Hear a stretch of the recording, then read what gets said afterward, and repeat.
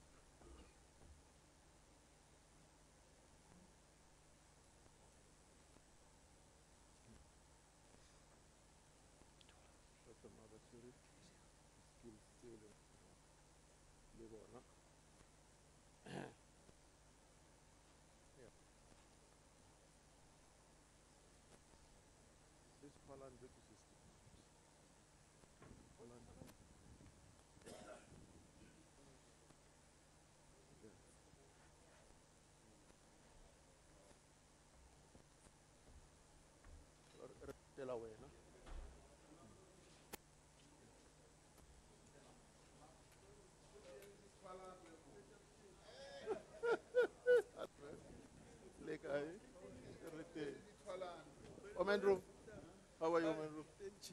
Very well, very well. Thank you. Welcome.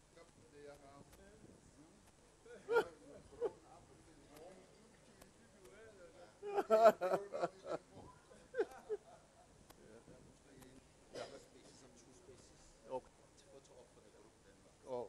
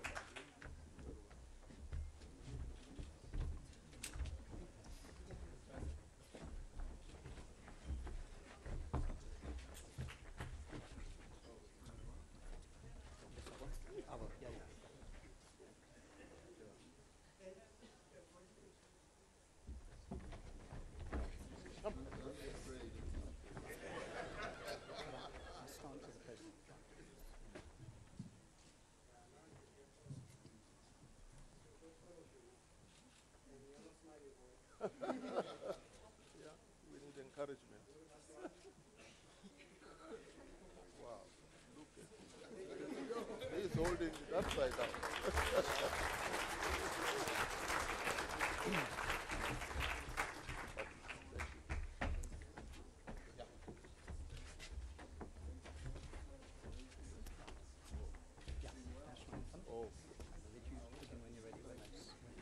One day when I grow up. Yeah.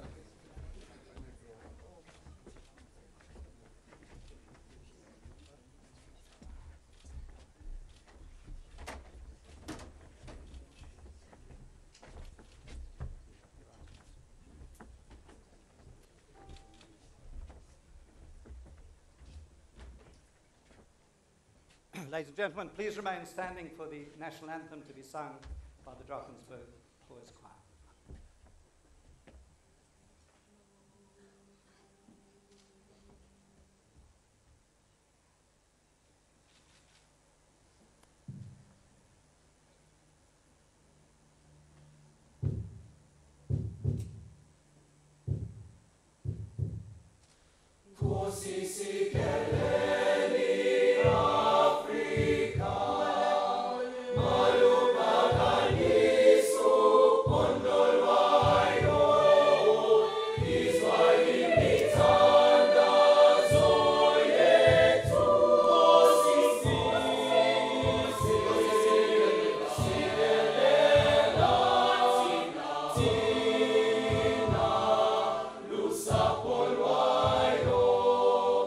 More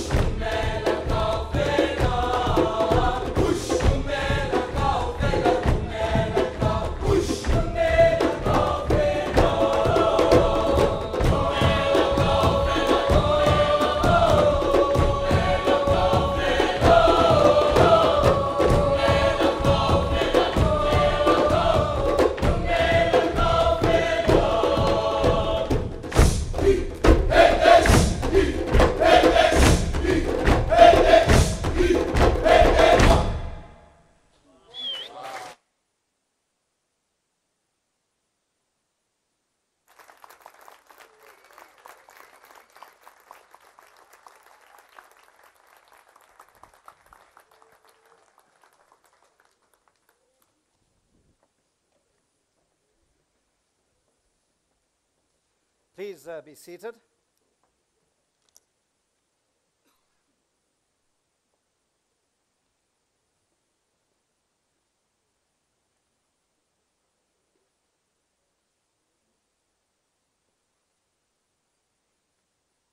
His Excellency President Ramaphosa, former President Motlanthe and Mrs. Motlanthe, trustees of the Kgalema Motlanthe Foundation, mayors who are present, members of parliament, other dignitaries, delegates and friends, a very, very warm welcome to you on this gorgeous Saturday afternoon in this remarkable venue. Friday afternoon. It felt like a Saturday while we were chilling out all day, relaxing. My name's Nick Benadell. I've been the privilege of being the program director today. And we're looking forward to this conversation, which is aimed at, as you know, having a robust debate among South Africans about an inclusive economy and how to grow our economy. Many of you have come a long way, and so we thank you for making the time to be here and look forward to the many discussions that we will have in these next 2 days. We are meeting at an interesting time. South Africa remains a country in transition, a country in transformation, with, many would say, a good start, many would say, a tough challenges that lie ahead. But we certainly, as leaders, and all of you have been invited because of your role as leaders, have an urgency about coming together to discuss and debate, to put forward ideas, and to share solutions for the many challenges we face. All over the world, as we look at how countries progress, there are a few fundamentals that they seem to get right. And we as South Africans have to come together from all of our communities to bring new energy and fresh ideas to the challenges we face. It's very clear that most winning countries build their platform, economic and political, on social capital. Countries where people respect, trust, and know each other, and are able to come together in voluntary associations, in formal institutions, through political processes, through bargaining and negotiation, to hammer out a way forward with sufficient consensus to make things happen. We have had a few years of low economic growth, and we are challenged by that. We need investment. We desperately need jobs. We need to empower a younger generation to take their place in what can and should be a prosperous country with enormous human and natural capital to take advantage. And no doubt you've come today because we need ethical leaders who will move quickly and come together to form new partnerships to enlarge the debate and ensure that this country accelerates this transition that so many have worked for so many decades to bring about. So we hope that you will learn, that you will share ideas, robust debate about what we all should be doing, individually in our communities, in the institutions we represent, in the processes of forming the kind of ideas we need to shape a future agenda. The question is not just the thought leadership, but the question is the orientation to action. So we welcome you in that spirit, and we all wish you, the trustees and the Kgalema Motlanthe Foundation, for whom this is the first inaugural conference of its kind in the Drakensburg, a very, very warm welcome. It's my pleasure to call on former President Motlanthe to also welcome you and share a few thoughts. As you know, he needs little introduction. He's had a lifelong commitment to South African politics, to our economy. As you know, he's been the president of the country and played a remarkable role and continues to do so, seen by many as an elder whose wisdom and experience and personal values and ethics stand out in our economy. So please join me in asking him to come to the stage.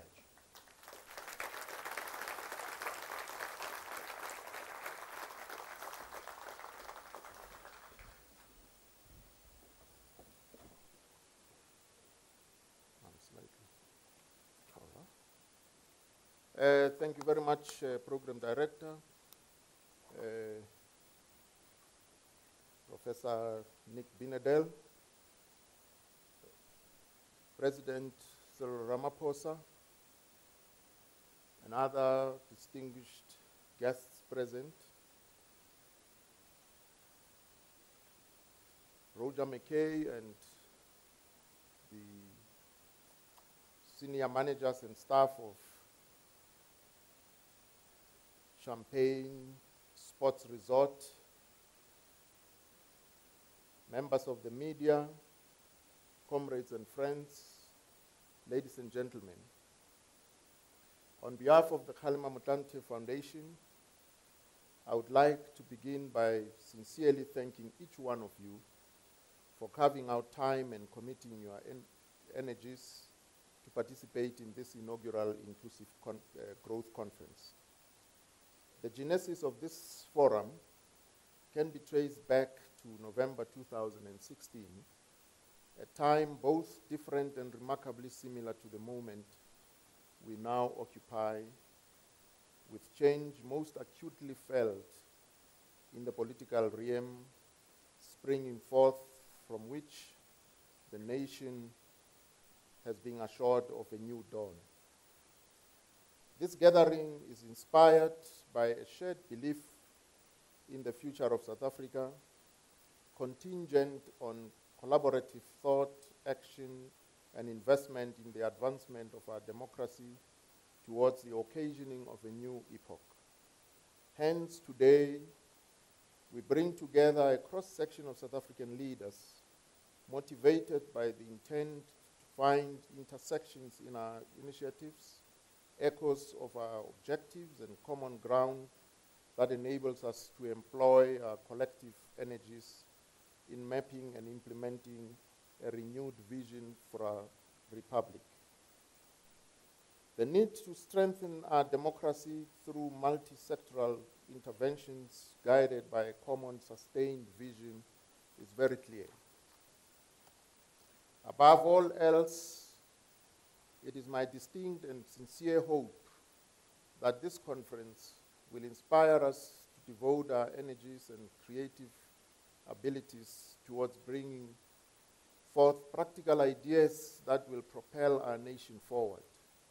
Through sharing ideas, building consensus, and developing implementable action plans in collaboration with existing initiatives, we can ensure that the potential and goals of the next decade are met.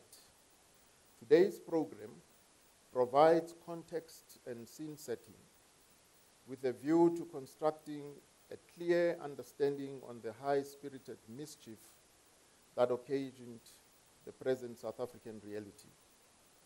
The rest of the weekend is focused on addressing the resultant challenges and reconstructing rough blueprints for a way forward.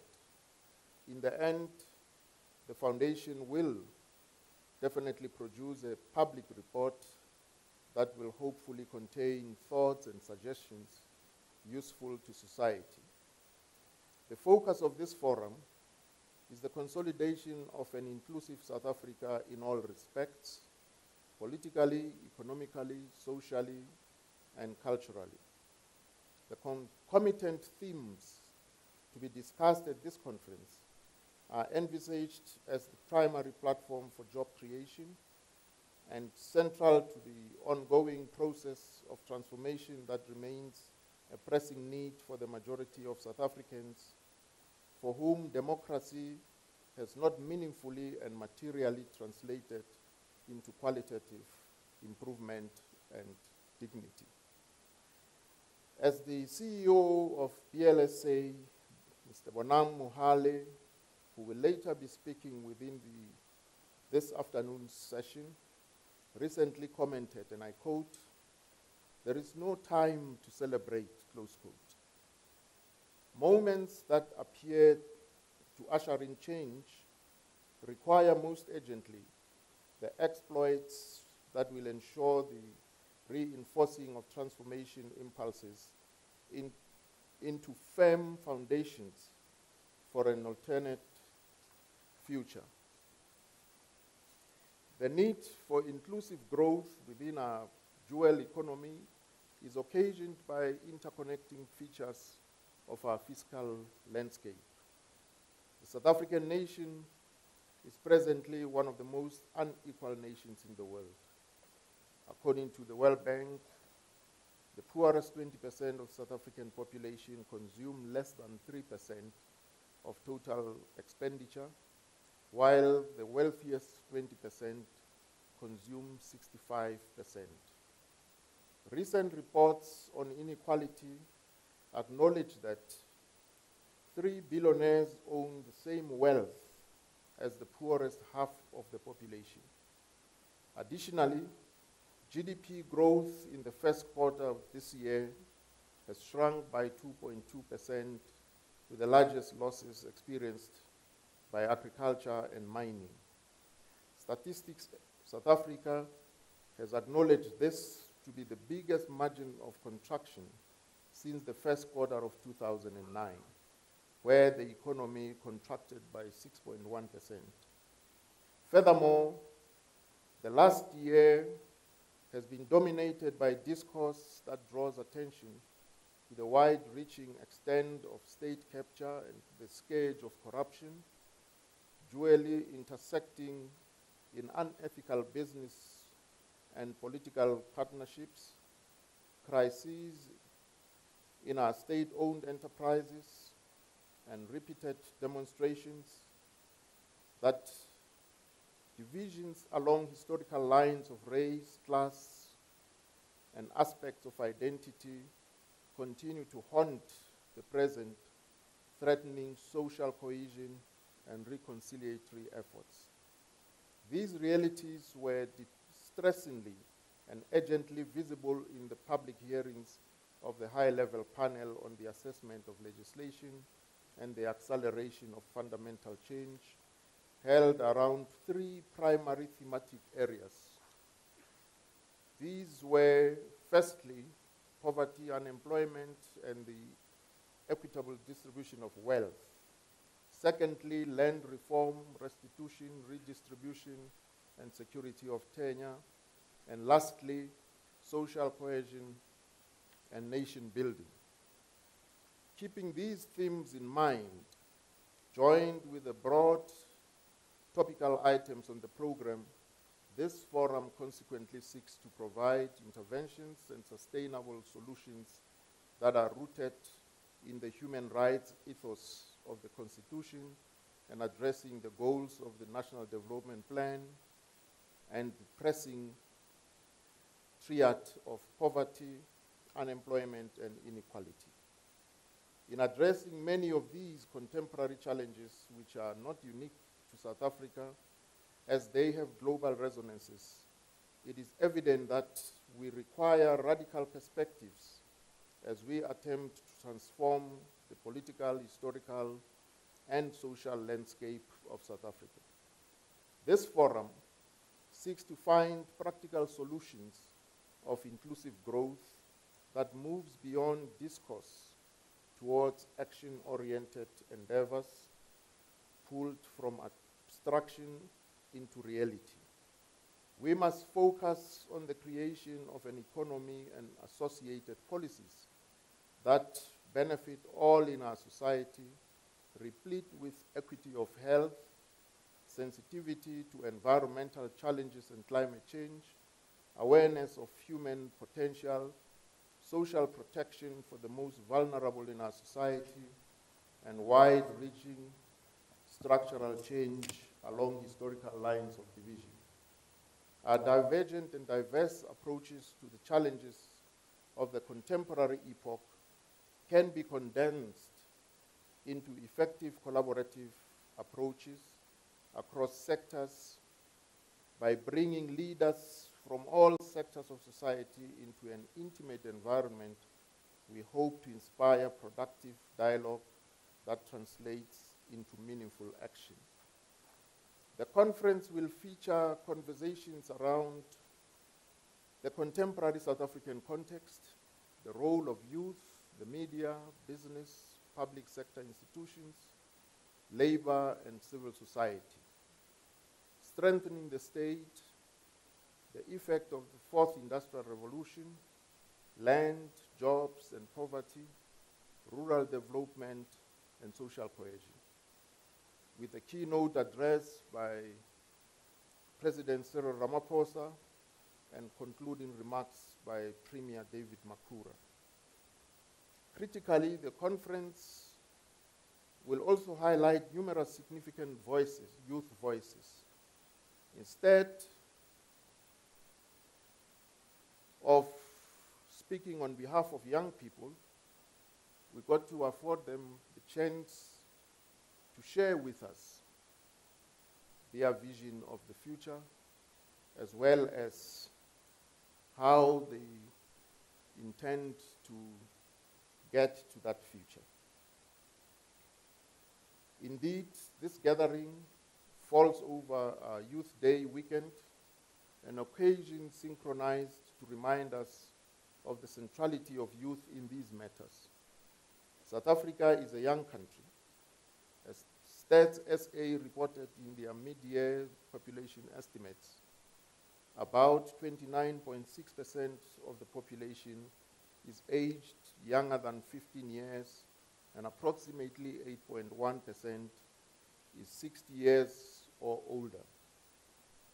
As we seek to engage around the transformation and growth, we are reminded that young minds, voices, and energies have historically pushed social change, driven shifts in political movements, occasioned innovation and new economic interventions, and impelled significant transformations across societies. As Indian children's rights activist and Nobel Peace Prize recipient Kailash Satyarthi noted, and I quote, "The power of youth is the commonwealth for the entire world. The faces of young people are the faces of our past, our present, and our future. No segment in society can match with power, idealism, and enthusiasm and courage of the young people," close quote. The future that we collectively create and mold is one that will be inherited by future generations. Hence, we act with posterity in mind. And as I conclude, I look forward to the robust discussions, challenging perspectives, and meaningful partnerships that will be built over the course of the weekend. Today marks the start of what the trustees of the foundation and myself hope will become an annual event on our collective calendars. Addressing the dilemmas of our democracy is no easy task, but one that must be treated with the gravity, sensitivity, and humanity it deserves. We do so with the knowledge and belief that the absolute attainment of the ideals and rights that infuse the Constitution is possible. We do so inspired by the legacies of those who built this democratic nation and in service of keeping their ideals, ethics, and vision alive. And finally, we do so believing that, to quote the late Steve Biko, "In time we shall be in a position to bestow on South Africa the greatest possible gift, a more humane face," close quote. Once again, many thanks for coming, and special thanks go to President Cyril Ramaphosa, who in his busy schedule agreed to honor this gathering by delivering the opening address. I would also like to express our gratitude to our host, Mr. Roger McKay, and his sons, Stephen and James, as well as the manager of this wonderful facility, Philip West. We are also grateful to all the eminent presenters, participants, as well as funders of this conference. Last but not least, we thank the trustees of this foundation as well as the steering committee, which bore the brunt of preparing for this conference. I thank you for your kind attention.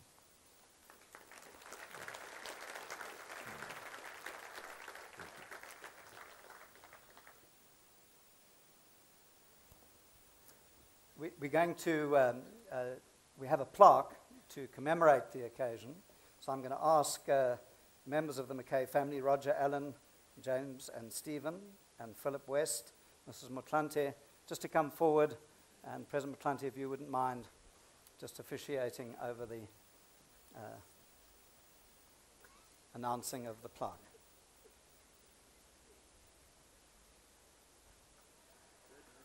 I think you're going to, are you going to get it?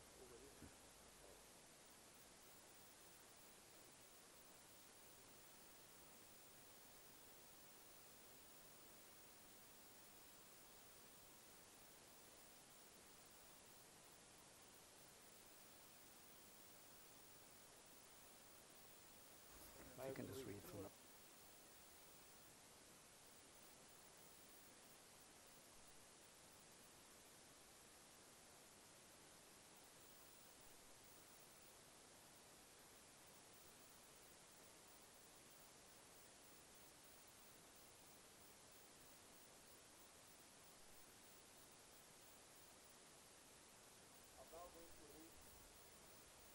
The first plaque reads as follows.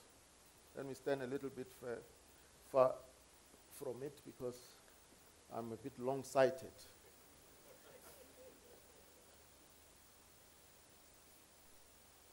This commemorates the opening of the inaugural meeting of the Drakensburg Inclusive Growth Forum held at the Drakensburg Convention Center at Champagne's Sports Resort on the 15th to the 18th of June 2018.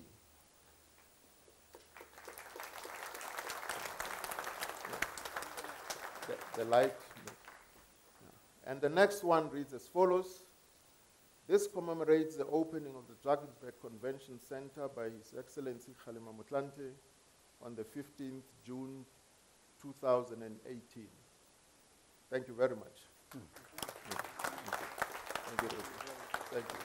Thank you.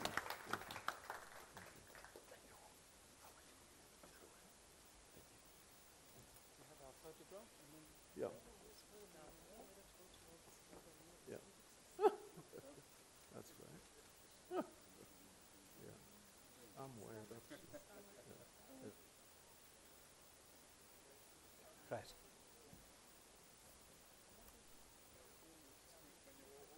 Yeah. Now. So you want to come here? Yes, I will. And it's my pleasure. It's my pleasure to welcome Roger Mackay, who's our host for the weekend, who's very generously donated the use of these amazing facilities, to say a few words. Please give him a very warm welcome.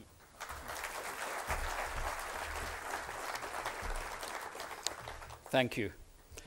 His Excellency, President Ramaphosa, His Excellency Kgalema Motlanthe, Mrs. Motlanthe, ministers, trustees, delegates, and equals. I say equals because the motto is dialogue amongst equals.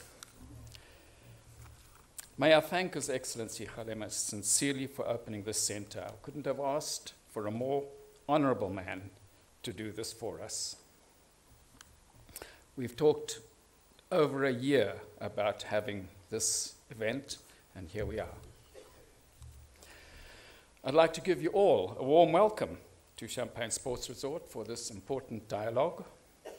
One cannot help but think what South Africa would do with, say, 200 billion extra tax and how we could change this nation if the growth rate was improved. We all recognize that we need growth and inclusive growth going forward. Our DCC here is the largest centre of its kind in rural South Africa. You will see the idea behind it: steel representing modernity and industry, thatch representing sense of place and tradition. You'll see this design motive in many of our 16 conference rooms. We're in the buffer zone of the World Heritage Site, one of only a few in the world, which recognizes beauty and culture, the greatest rock art collection in the world. That rock art being from our original settlers, the San, followed by the Khoi, the Ndebele, and later the Boers came down those mountains. Interestingly, it then sets a scene for a land discussion.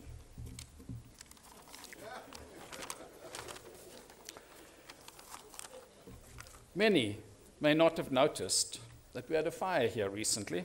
Guests finished their breakfast while our intrepid fire team at work under the capable hands of Aidan Cook. He can do anything. The sprinklers worked, the fire hydrants worked. In addition, we have a pump, which we call a frog, which operates in the swimming pool. And it occurred to me whether that pool, yes, could be called a fire pool.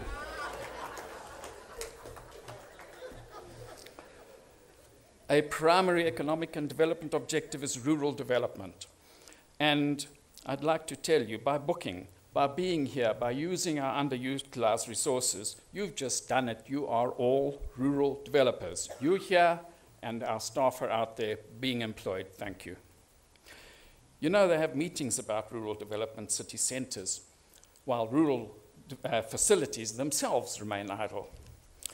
This is a special place, occupied by special staff. You can feel it. And I know they are proud, Mr. President, to be hosting you. I can't end without saying, Kgalema, Gugu, this is always your home. Thank you.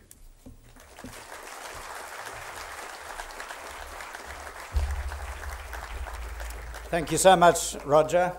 It's now my pleasure to call on President Motlanthe to formally introduce and welcome President Ramaphosa.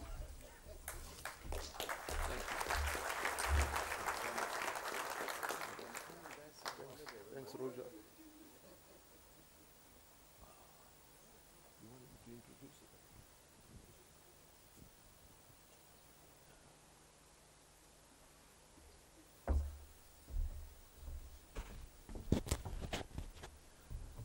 Ladies and gentlemen, I've been asked to do the honors of introducing to you His Excellency President Matamela Cyril Ramaphosa, whose life has just been one of leadership. In his student days, he was a leader of the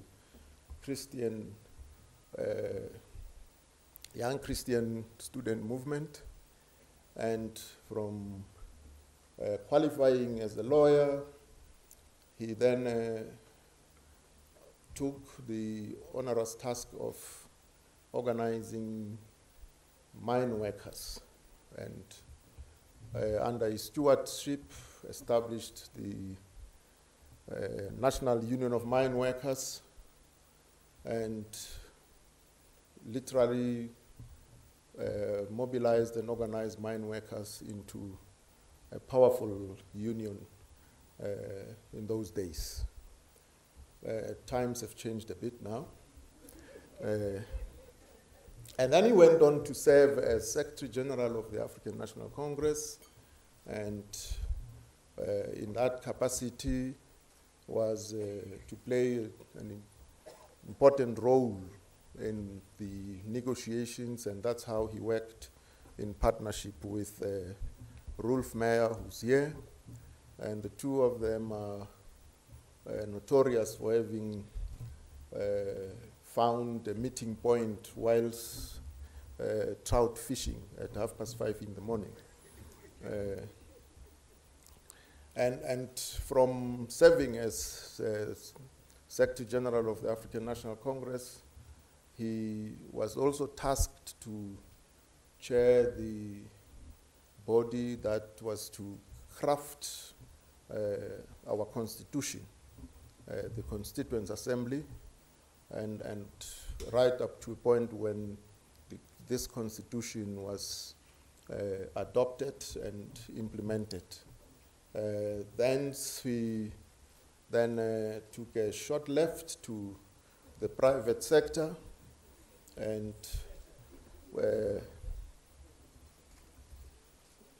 got involved in building a powerful company called Shanduka. But throughout this period, he remained a member of the National Executive Committee of the African National Congress. And as we all know, he was elected as president of the African National Congress in December of last year, and sworn in, elected as president by the National Assembly of the Republic of South Africa this year in February, and of course delivered one of the most inspiring State of the Nation addresses when he ended his SONA address with the words of the lyrics of a song made popular by the late Hugh Masekela, Tumamina. And therefore he's here to make the same offer that Tumamina, you can send him. Comrade Cyril and I had our lives intersecting over a period of time. When 3 days after coming out of prison, my first port of call was the offices of the National Union of Mine Workers, and he offered me a job, my first job as a free man. So I worked for the National Union of Mine Workers, and when he was elected in '91 to become the Secretary General of the ANC, I was elected to serve as General Secretary of the National Union of Mine Workers. So we kind of traded places. And later, I served as Secretary General of the ANC and went on to serve as Deputy President of the ANC, and he followed me as Deputy President of the ANC. Yeah. Yeah. So, ladies and gentlemen, I present to you His Excellency President Matamela Cyril Ramaphosa. Thank you.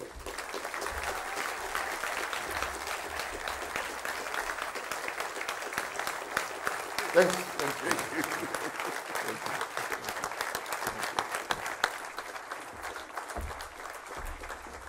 Thank you. Thank you. Let's be seated, please.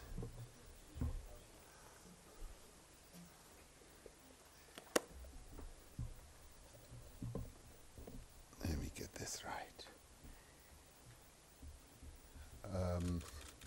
Program Director, Professor Nick Benedel,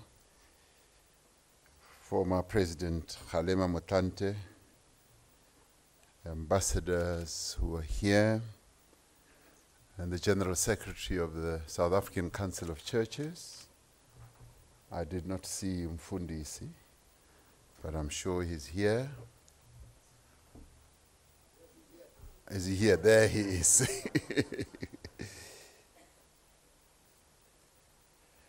Isitwalandwe of our nation, Baba Mlangeni, the trustees of the Kgalema Motlanthe Foundation. Roger, thank you very much for welcoming me and us here. Colleagues from government, colleagues from business, civil society and academia, and ladies and gentlemen. What former President Kgalema Motlanthe does not tell you is that upon signing on as an official in the National Union of Mine Workers, soon thereafter, Kosatu House was bombed. And I kept wondering whether he had brought a bomb from Robben Island.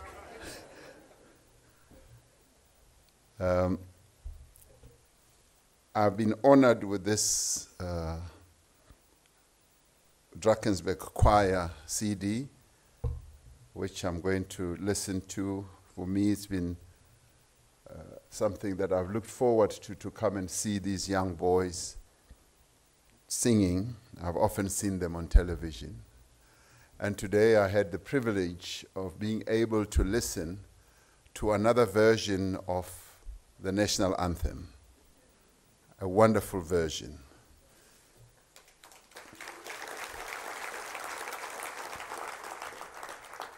Now, you could say there could be another version, which I've never really listened to. So we have the normal version that we all sing, as we will do tomorrow on Youth Day at the Orlando Stadium when I will speak there. And then there was the Drakensburg choir version. And someone who's a comedian once spoke about a possible version that I've never heard. I don't know whether he had had it, but he just imagined. There could be another version that could be sung by the Ladysmith Black Mambazo.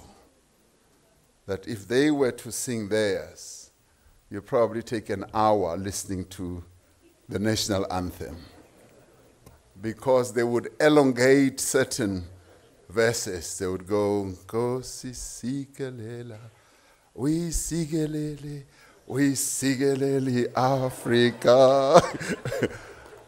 And they would add, Ungayegi, we sigelele Africa. And they would go on and on. So that is the version that I'll probably listen to one day. I'm really delighted to be here, and would like to applaud Comrade Kgalema Motlanthe for this initiative, together with the trustees, but more importantly, applaud Comrade Kgalema Motlanthe for having set up this foundation with the able assistance of my sister Gugu, and obviously the trustees, and that the centerpiece of what they do is to engage the nation in dialogue. This is something that Comrade Kgalema has excelled in. Even as he came out of prison, was in the NUM, he was a person who was known for wanting to get people to dialogue. And I was delighted when he was given the task of heading the high-level panel, where he was appointed by Parliament, and they've now come up with a wonderful report.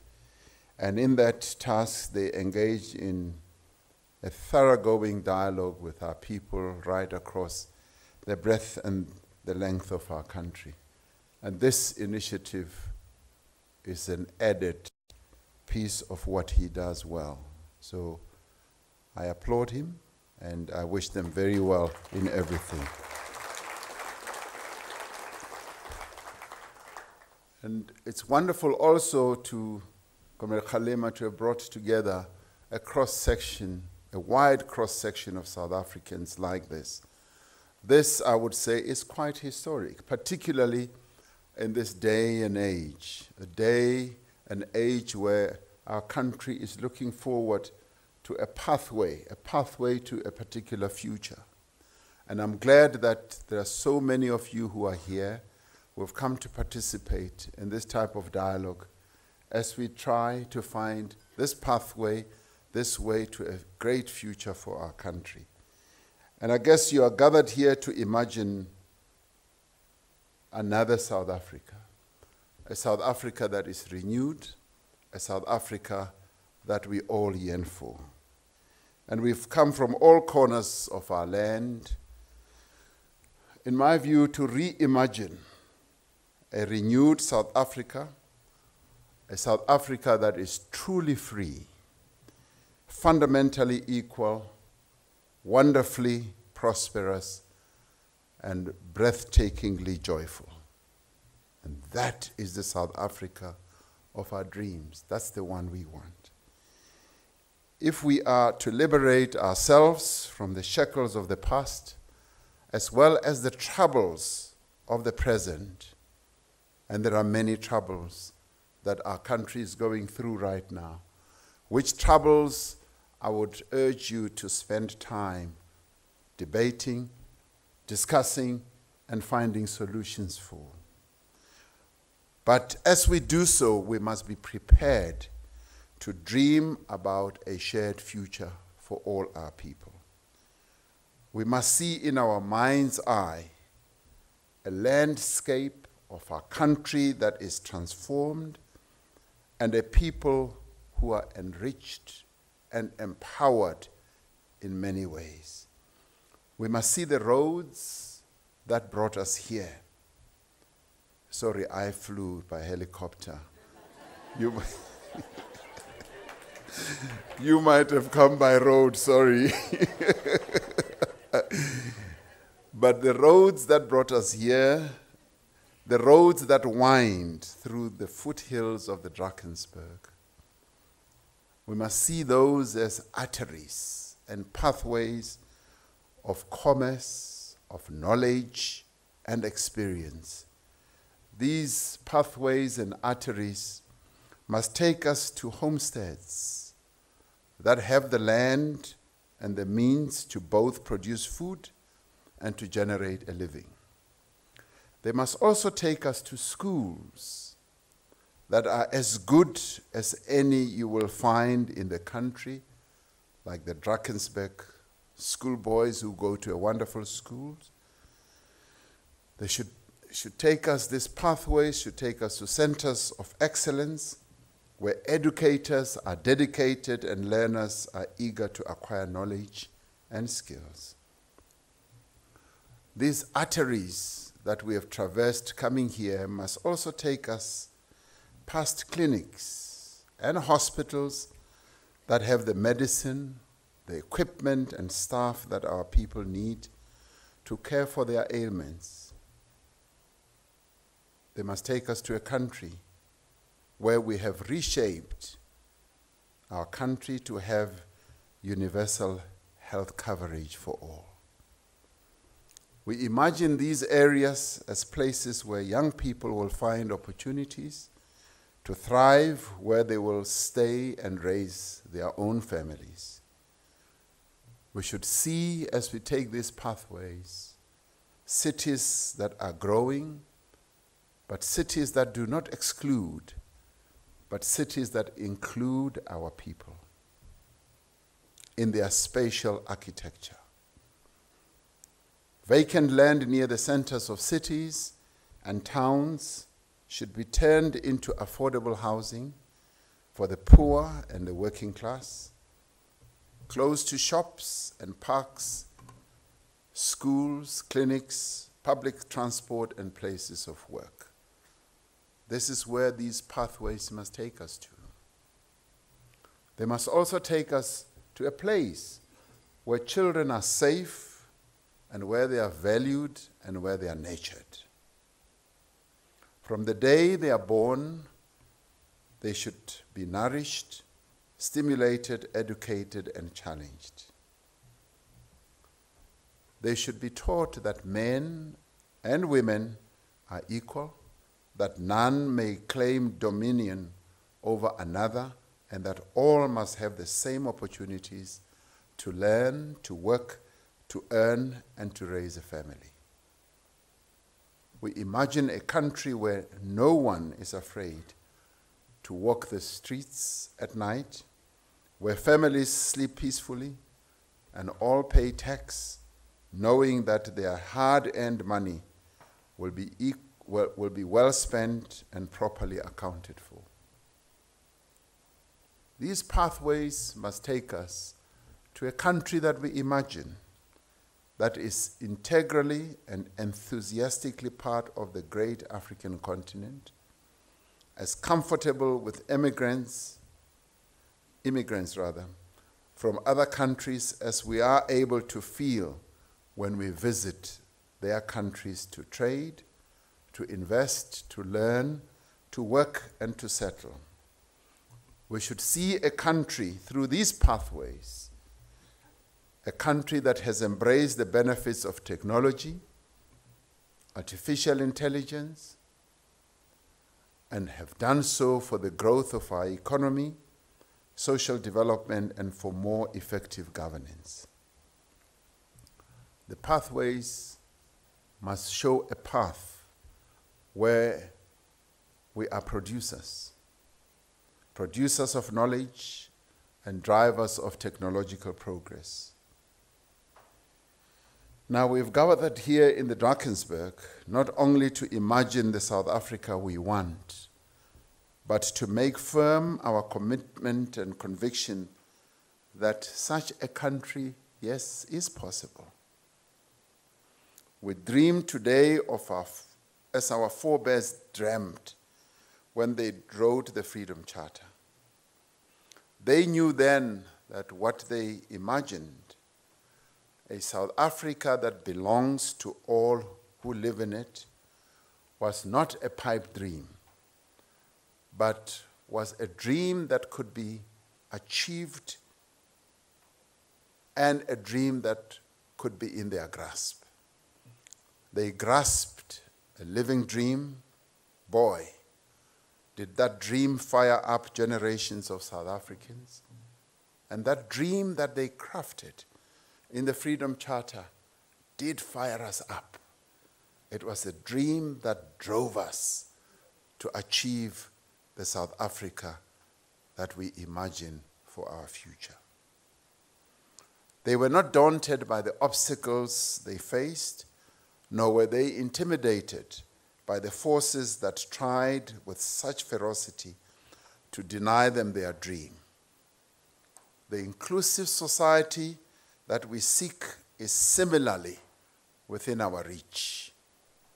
And this weekend, I would urge that we should spend time and make every effort to discuss this inclusive society, as Comrade Kgalema Motlanthe was saying.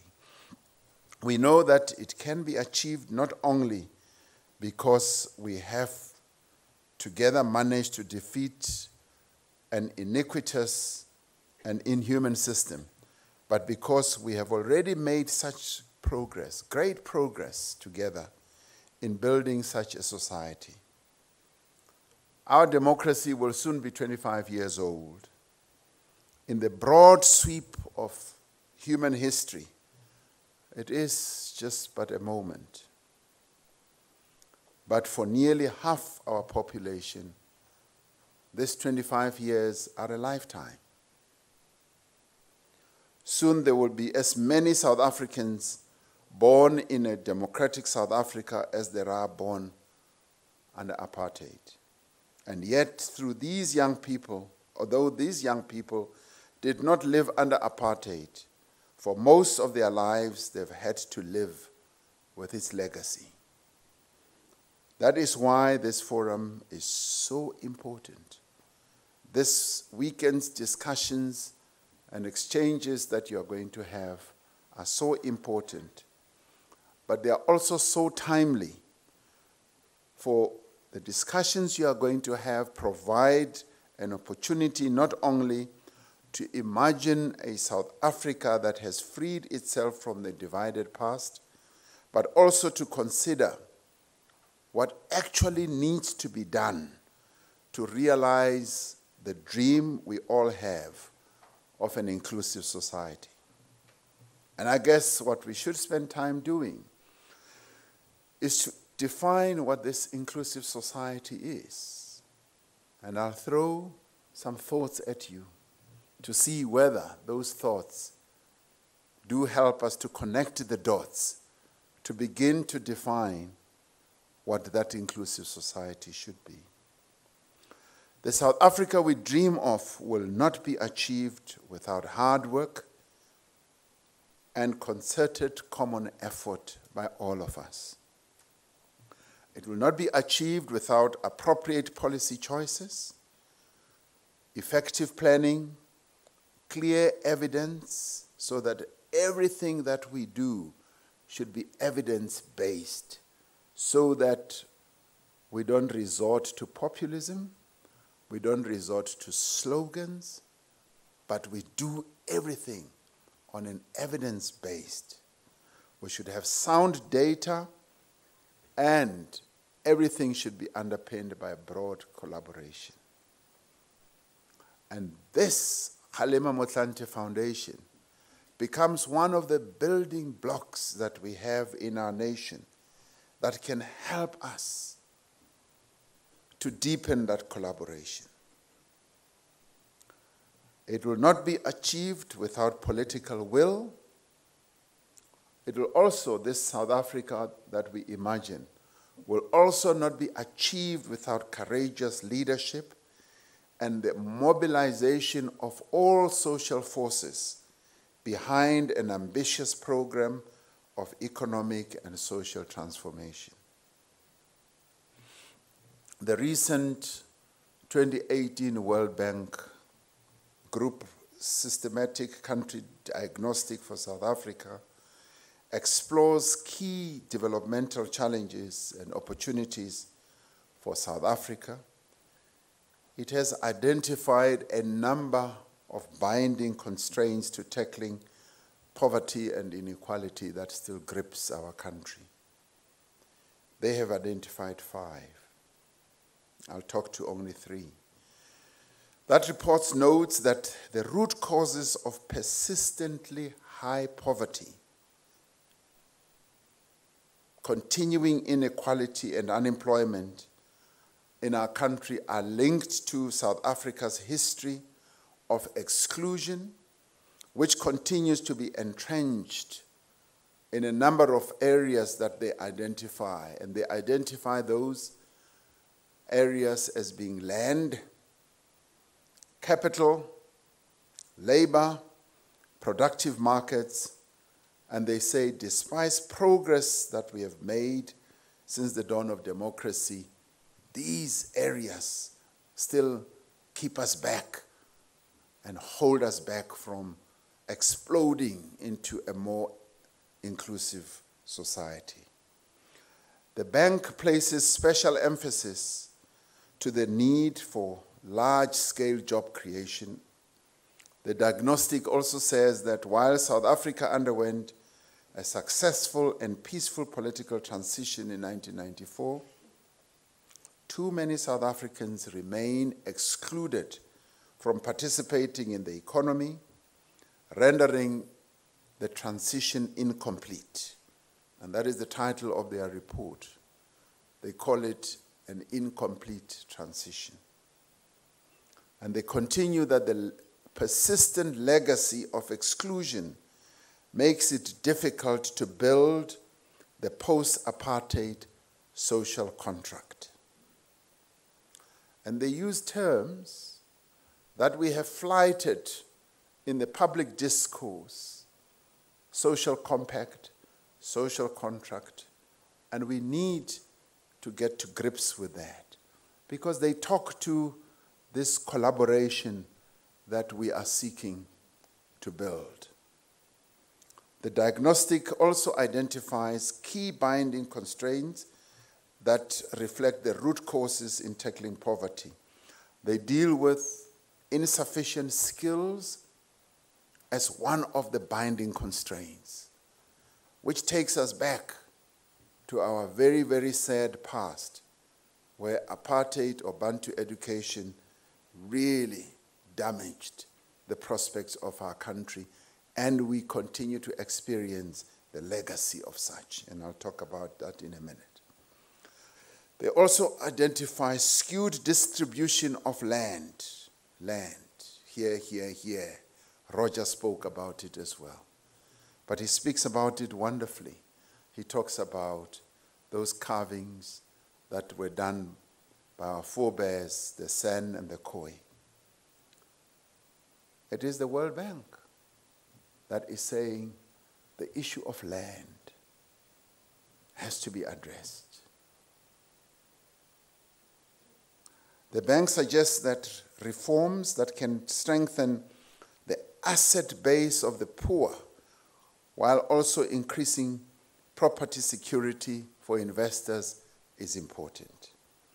They also talk about another constraint, which is low competition and low integration in global and regional value chains, and also talk about climate change challenges, water usage, and spatial architecture. While this initiative that the Kgalema Motlanthe Foundation has come up with will deliberate on some of these issues and many more over the course of the weekend. There are 4 areas which I want to highlight as being critical for the achievement of inclusive growth and a more equal society. And these 4 are by no means the only ones. They are those that come to mind which are important, which I want to be working on in government, of course, also as identified by the governing party. The first one for me is institutions. The next one is assets. Human capabilities is the next, and gender relations is the fourth. As we have had to confront the reality of state capture, we've been forced to appreciate once more the vital importance of democratic institutions in ensuring stability and protecting against the abuse of power, but more importantly, the theft of public resources. One of the great achievements of our young democracy has been the establishment of durable institutions.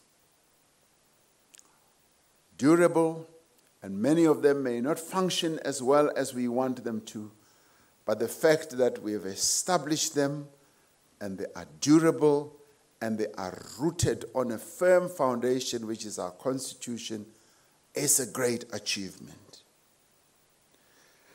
They also derive their collective mandate from our Constitution, but more particularly, their mandate is to protect vulnerable South Africans. The process of state capture, with all its attendant political, legal, and economic consequences, has eroded the capabilities of several institutions and undermined public confidence and trust in their ability to promote their interests. We have begun the task of restoring the integrity as well as the credibility of several institutions to ensure that they are able, indeed, to effectively fulfill their mandate without undue interference. We depend on these institutions to mediate the distribution of power as well as resources across society in a manner that is fair, progressive, but more importantly, that is based on the law. We depend on them to prevent the rapacious extraction of our national resources by a powerful elite, whether in government or in business, to enrich themselves at the expense of the masses. A common element in many of the conflicts that continue to plague our continent, in particular, is the absence of capable institutions that are able to mediate the unbridled competition that the elite often get into for resources. We have seen this phenomenon on a smaller scale in South Africa, where governance has been eroded and service provision disrupted in several municipalities and provincial departments due to corruption, also due to mismanagement and fearsome political contestation. The achievement of an inclusive society requires institutions that are not only credible and capable, but institutions that are also equipped to enable and facilitate transformation. We seek a state that is both capable and developmental, as clearly articulated in the National Development Plan. For as long as institutions that we have to facilitate land reform are unable to process the thousands of claims brought by poor and rural communities then we will not be able to achieve an inclusive society. I give you a very good, simple example. Some 4 or 5 months ago, I traveled here in KZN, and a community at a church service says to me, "President, we claimed our land through the restitution process, and we did so 7 years ago. Our land, as the Mkhwanazi community, we were told has been cleared for return back to us. Where we sit now, we still do not have our land.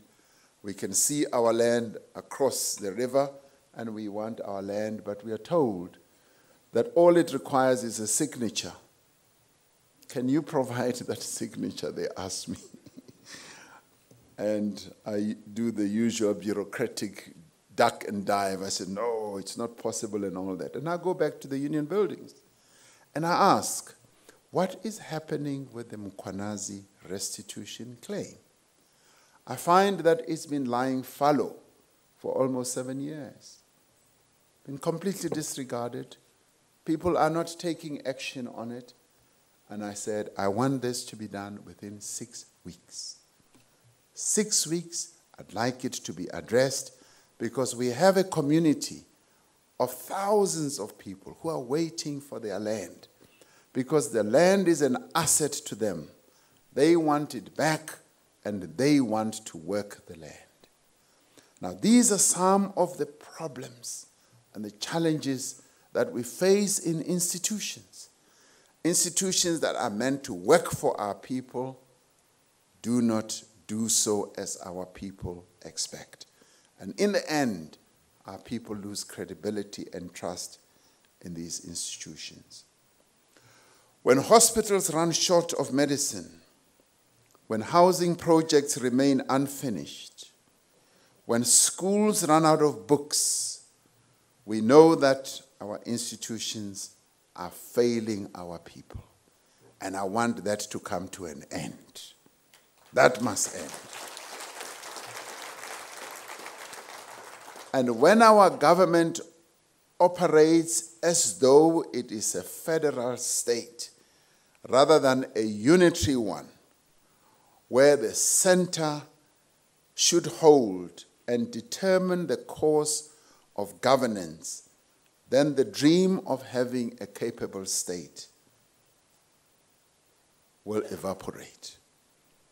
This explains our determination to confront the challenges of governance across the public sector, from state-owned enterprises to municipalities, from our law enforcement agencies to our frontline delivery departments.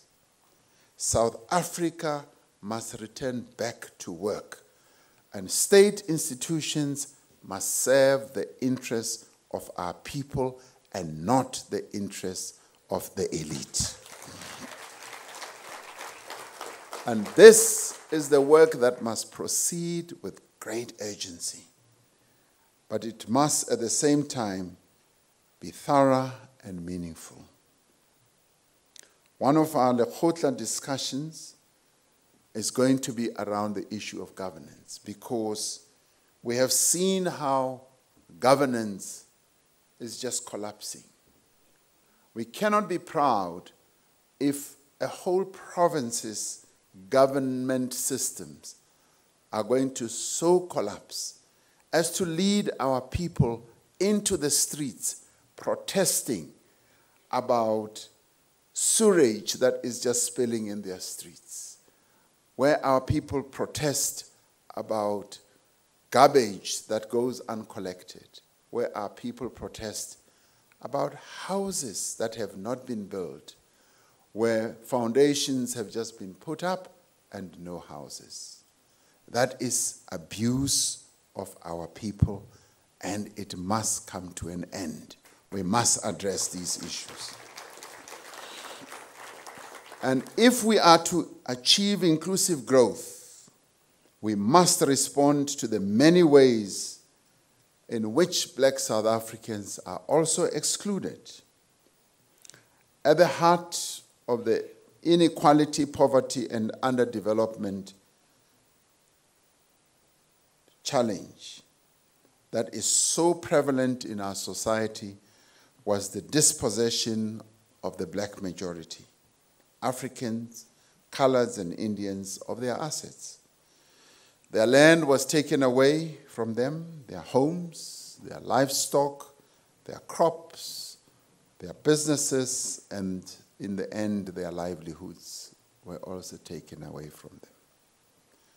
Denied opportunities to acquire assets, the lives of millions of our people remain in limbo.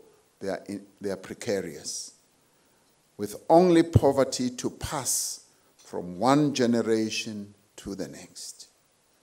Since the dawn of democracy, we've done much to address this asset poverty, for example, by building over 4 million houses for the poor since 1994. Now the country has turned its attention to land with a renewed commitment from several quarters to accelerate land redistribution and restitution and ensuring security of tenure, particularly for the poor and the vulnerable. This is essential, and this is precisely what former President Kgalema Motlanthe also found out when he was going through the length and the breadth of the country during the high-level panel investigations. It is essential because we need to address the injustices of the past with a view to reducing asset poverty. It is also essential for growth and development. The economic potential of land in South Africa has been severely constrained by the concentration of ownership and control of the assets of our country in the hands of a few. It is time that we should unlock these assets, and through that there will be great potential by giving arable land and agricultural support to emerging black farmers and also households by providing labor tenants as well with security of tenure, by housing poor families in well-located areas, and by ensuring that communal land is used for the benefit of communities. Asset ownership, security of tenure provides pathways out of poverty. It improves standards of living. It increases household savings as well as investment. It is also associated with improved educational outcomes and empowers poor people to become more assertive economic agents themselves. Significantly, it ensures that growth is more inclusive and more sustained and becomes economic growth that is pervasive and benefits all. Alongside the dispossession of land, the most heinous crime or act of the apartheid state was the deliberate denial to black South Africans of a decent education. The World Bank report cites this as one of the key issues, having cited land as well. The shortage of skills in our society remains the greatest impediment to inclusive growth. The development of our human capabilities is therefore absolutely essential. The last 24 years have seen many achievements in education, from the creation of a single non-racial education system to the achievement of almost universal enrollment in the early years of school, from a substantial expansion of enrollment in higher education to the recent growth of an early childhood development program. Yet, set against these achievements, there have been some intractable challenges that we face. The quality of education our children receive is far below the standards that we expect and need. Dropout rates in high schools and in institutions of higher learning are stubbornly high. reflecting the impact of poverty and social circumstance, as well as the lack of preparation for further study. While these challenges are being steadily addressed across the education and skill development system, progress is still very slow, and in a number of places it's uneven. It must be our ambition to move faster and to aim higher as well. This requires that policy be critically examined and resources more strategically directed. It requires that we provide young people with the skills needed for the workplace of tomorrow. I had occasion this morning to be in discussion with young people and to challenge them during the Youth Month to come forward with their own proposals, their own suggestions, their own thoughts and views on what the nation can do for them, so that we do not do anything about them without them. And they promised me that they will take up the challenge. And we know that it may be years before we see the benefits of the improvements we now make in the education system. But we still need to have collaborations and discussions, and hopefully discussions that will involve young people themselves. It is therefore important that we capacitate the young people who are today looking for work through work experience initiatives, through in-service training, and work readiness programs. The one issue that they have raised quite strongly is the fact that they're facing a lot of barriers with regard to finding jobs. And they say we now need to make a concerted effort to remove those barriers so that the pathways to finding jobs can be more open. The measures like the employment tax incentive may reduce the risks and the costs of employing first-time job seekers, but there is a clear need for a broad and multifaceted range of interventions to get young people into employment. And unless we develop the skills of our people, they will forever remain excluded from the productive economy, and the dream of a sustained growth will always remain elusive. An inclusive economy requires the fundamental reconfiguration of gender relations in South African society. Our economy will forever remain constrained if women are not given the opportunity to become full and equal participants in the economic life of our country. I very much enjoyed being at the G7 and listening to the Prime Minister of Canada speaking very passionately about the empowerment of young girls and women, and where he was able to corral the other members of the G7, save for the United States, to raise $3.8 billion, which is quite a lot of money for the empowerment of young girls and women in vulnerable societies. This is an important area of focus that we as South Africans should also be looking at. How we can come up with initiatives, new and fresh initiatives to empower young girls and women in our society, because they forever remain vulnerable. They are part of the vulnerable groups in our country, and we must empower our women and young girls.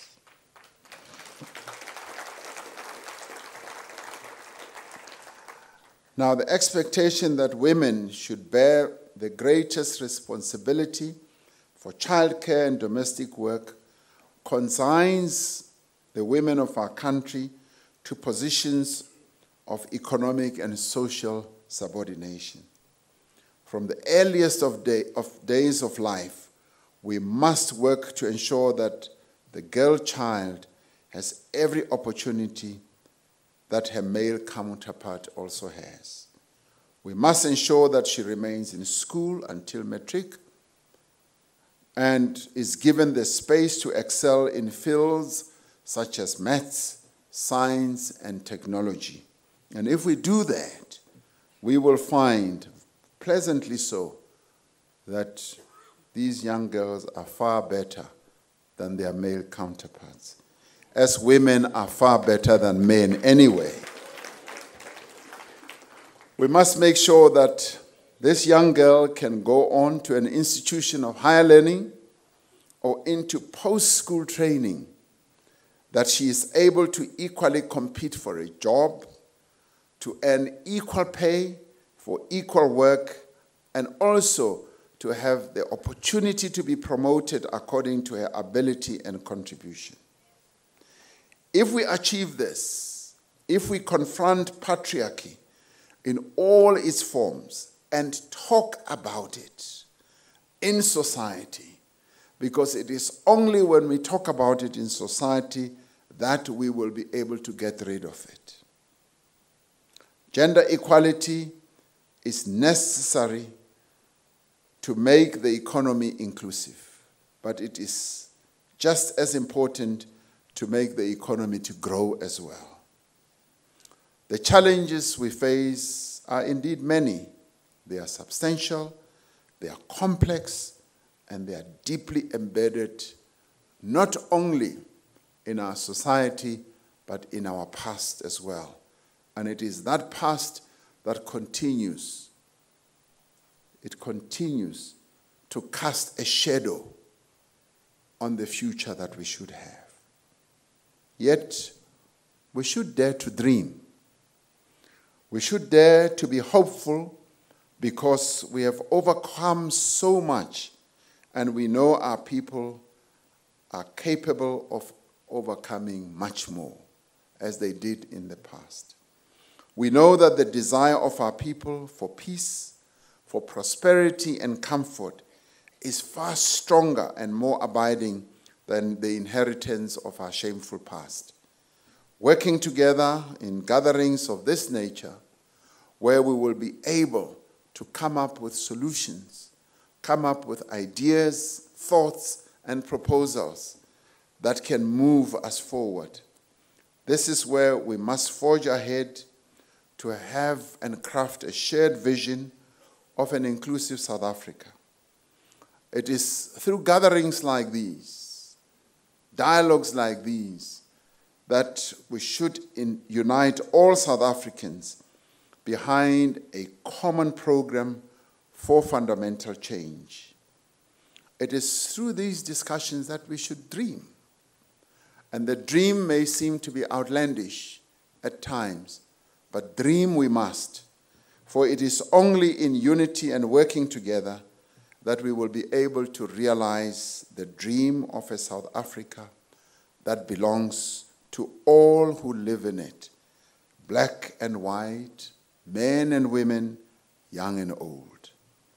This South Africa that we're dreaming about, the South Africa that we want, the South Africa that we yearn for, is within our reach, as it was within the reach of our forebears when they drafted the Freedom Charter. They said then in 1955, and so can we say ourselves today in 2018, these freedoms that we dream of, we shall fight for, side by side, until we have won our meaningful freedom. Let us build the South Africa of our dreams, working together side by side. We've done a great deal in the past, and we can continue to do so. I look forward to hearing the dream that will emerge out of the peaks of the Drakensburg Mountains. Thank you very much.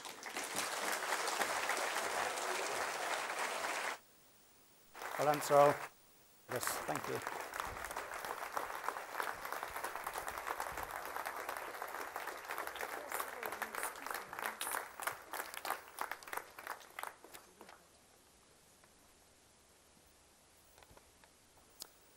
Thank you very much, President Ramaphosa. I know you're under time pressure and that you'll be leaving soon, but what an inspiring and refreshing depth to challenge us to start our conversation. I've been reminded by Mr. Motlanthe that I admitted to welcome a good friend, the EU Ambassador to South Africa, His Excellency Dr. Marcus Conaro and his spouse. Please join me in welcoming them to our conference, as well as Minister Jeff Kgalema.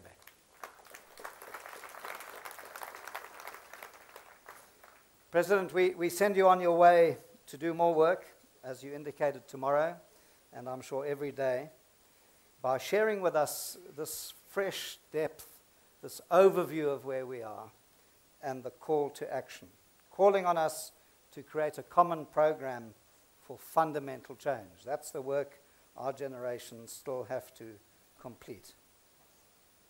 I was struck by the comment you made that 25 years is a moment in human history, but for anyone living through them is a lifetime. The argument for evidence-based conversation, avoiding populism and slogans, building data to have collaborative conversations about the challenges we face. Thank you for raising so many issues. Yours is a daunting task. I think, as you said, many people have lost some confidence in the state to deliver. And we know that, as I certainly look around the world, there are very few presidents with the range of experiences you bring. As President Motlanthe said, union activities, Secretary General of a party, Deputy President, business experience. You bring a unique mix. And I think we all know you as a great organizer. And we need to be organized. And we need to make action come about much faster than we have. We have little time. So thank you for inviting us to add and support your agenda. I'm sure your thoughts echo with most people in the room who want to be sent into action. It's why we've gathered. Thank you, sir, for sharing your time with us. We wish you well. Thank you.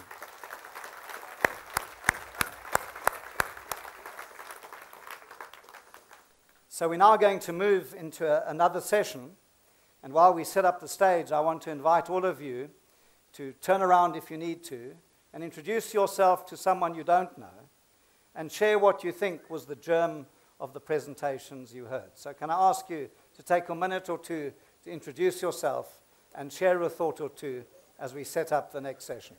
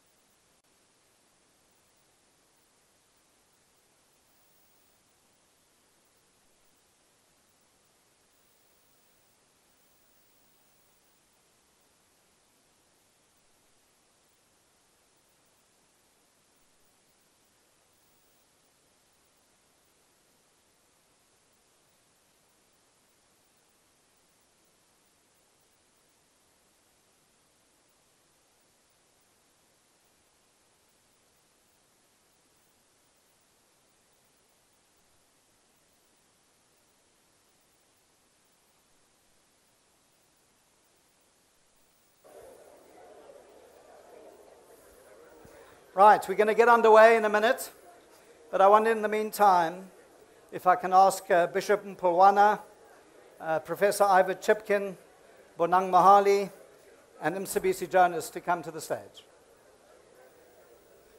Mfundisi, how are you? Nice to see you. Welcome. Are you ready to join us? You better? Good, lovely.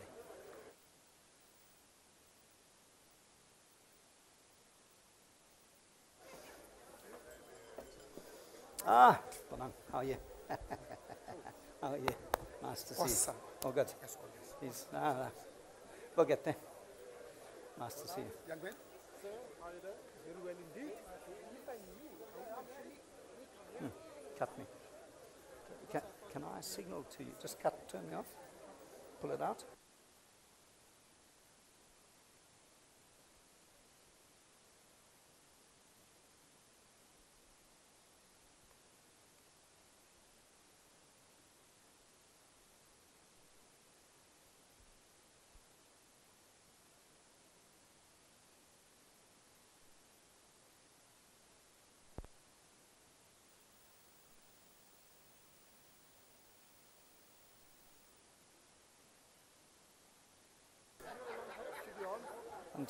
One, two. Could I ask you to take your seats, please?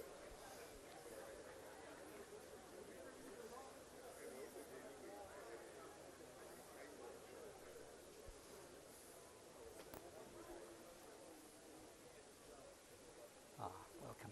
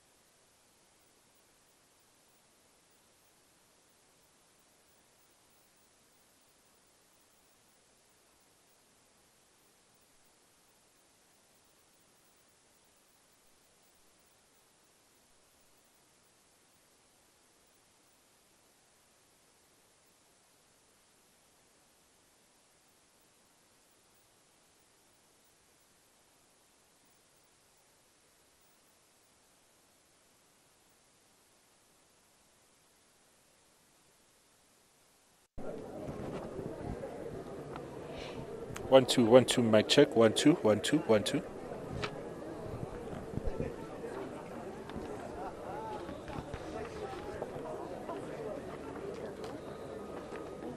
Right, let's get underway. Let's get to work. We've got a little distance to go before dinner, so let's get started. We thought after hearing both President Motlanthe and President Ramaphosa's opening remarks, which painted a broad picture, that we should dig into some particular issues with people who know a great deal about them. So we have a panel this afternoon. I'm going to introduce them. They're just getting mic'd up. But please join me in warmly welcoming Bishop Malusi Mpulwana, who, as you know, is the General Secretary of the Southern Council of Churches, and he's going to be talking about the South Africa we pray for. So I'm going to introduce all the speakers now, and then we'll get underway. So please join me in welcoming him. Professor Ivor Chipkin is the founder of PARI, Public Administration Research Institute, which is a project based both at Wits and University of Cape Town. And he's going to talk about the betrayal of the promise. Many of you may know he's done a lot of work around safe capture and that is raised. Please join me in welcoming Ivor Chipkin. Sure, okay. Bonang Mahali, I'm sure many of you know, is the Chief Executive of Business Leadership South Africa, which represents our largest organization, business organization. He was previously the chairman of Shell. He's become an outspoken advocate of business contributing to dealing with the many challenges we have. Please welcome Bonang Mahali. Anyone who's read a newspaper in the last few years will know the name of Mr. Jonas, Deputy Minister of Finance, almost a multi-millionaire. A UDF activist from the Eastern Cape and someone who's played a critical role in the last 18 months or so He's going to talk about state capture. Please join me in welcoming SABC Jonas. Let me also add that he's one of the 4 envoys who has the challenging task of assembling an investment of $100 billion, not rand. So please welcome me in joining SABC and welcoming SABC.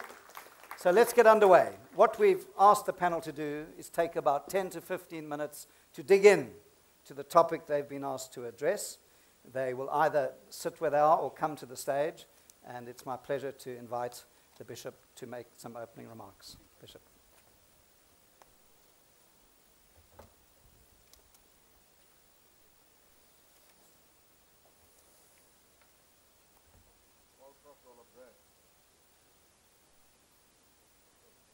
Are you there? Can we just check the sound, please?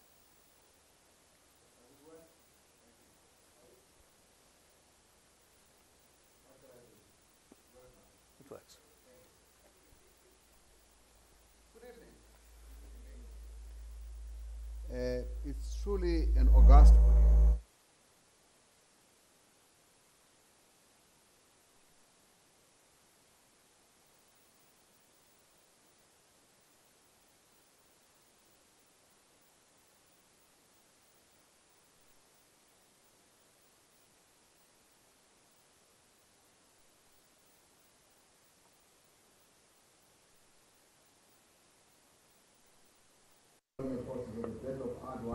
She can't hear me.